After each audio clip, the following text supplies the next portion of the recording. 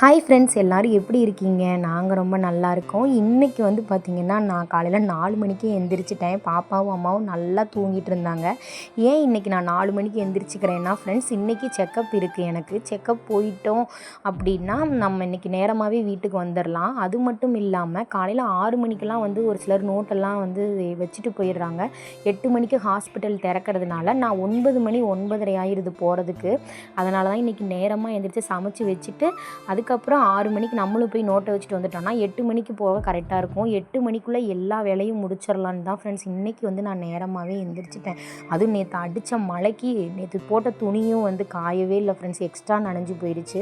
அப்புறம் அம்மா முருங்கைக்கீரை நிறைய கொண்டு வந்திருந்தாங்க. அதையும் கொஞ்சம் உருவி எல்லாத்தையும் உணர்த்தி போட்டுட்டேன் நிழல்ல. ஏன்னா ஹீமோக்ளோபின் அதிகரிக்கிறதுக்காக நான் இப்போ ரெகுலராக காலையில் தினமும் ஜூஸ் குடிச்சிடுறேன். ஜூஸ் இல்லை, சூப் மாதிரி வச்சு நான் குடிச்சிடுறேன். அதுக்கப்புறம் சிம்பிளாக ஏதாவது செஞ்சிடலாம் அப்படின்றதுக்காக காளான் மட்டும் ரெடி பண்ணி வச்சுருந்தேன். நைட்டே ரெடி பண்ணிட்டேன். காளானை க்ளீன் பண்ணி ரெடி பண்ணி வச்சுட்டேன். அதுக்கப்புறமா காலையில் சிம்பிளாக காளான் பிரியாணி பண்ணி ஆனியன் ரைத்தா மட்டும் பண்ணிடலாம் அப்படின்னு பிளான் பண்ணிட்டேன். ஈவினிங் அம்மா வீட்டுக்கு போயிட்டு வந்ததுக்கப்புறமா அம்மா மருதாணி அரைச்சி வச்சுருந்தாங்க.